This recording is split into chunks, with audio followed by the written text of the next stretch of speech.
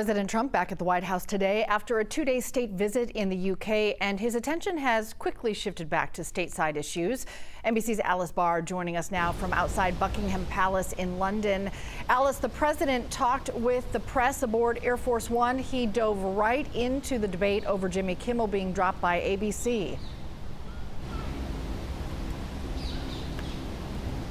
He did. You know, he had a busy week, a busy couple of days here in the UK, but he was not taking a breath. He made more headlines on Air Force One on the way home. And what he said opens this free speech debate up even more, because he made the comment that he believes that the networks are against him. He said those that give him all bad press, bad publicity, should potentially lose their licenses. He said, though, that would be up to the FCC chairman, Brendan Carr. That name may sound familiar because that's the same person who made those comments about ABC late night host Jimmy Kimmel and hinted at potential action. Just the network then pulled that show indefinitely off of the air. And so that's raising questions about how direct, that link was. And the president then commenting that maybe there could be similar action in other cases. And of course, that was all involving comments that Jimmy Kimmel made during his Monday night monologue regarding now debunked statements that the murderer in the Charlie Kirk shooting was somehow tied to the MAGA movement, and also suggesting that Republicans were trying to score political points off of the assassination. And that is all really just making this free speech debate broil on both sides of the Atlantic. Interestingly, I heard a lot about it here in the UK as well. Yeah, you've been there in the UK covering the president's visit. He covered a lot of ground with UK Prime Minister Keir Starmer.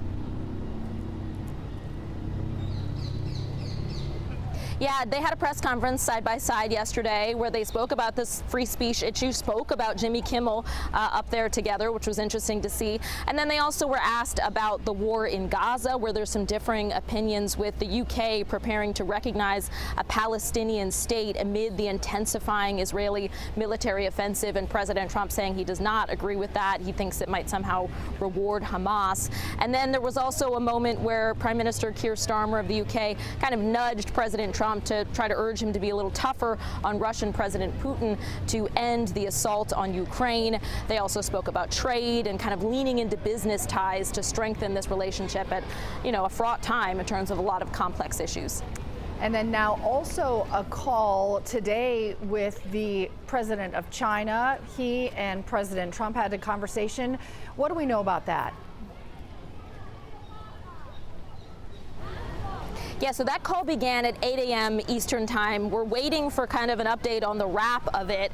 They were going to talk about trade and also critically about this TikTok deal that we've been hearing on and off about for so long. The president and many here in the U.S. want to see TikTok sold to an American ownership group to have it continue rather than being under Chinese leadership. So there was meant to be a discussion to finalize a deal on that would then ensure that incredibly popular social media platform TikTok could remain available for the millions and millions and millions of American users that so love it. All right. Alice Barr, thank you so much for the updates. Sounds like we'll get a lot more information here in the next couple of hours. Appreciate your coverage there from the UK.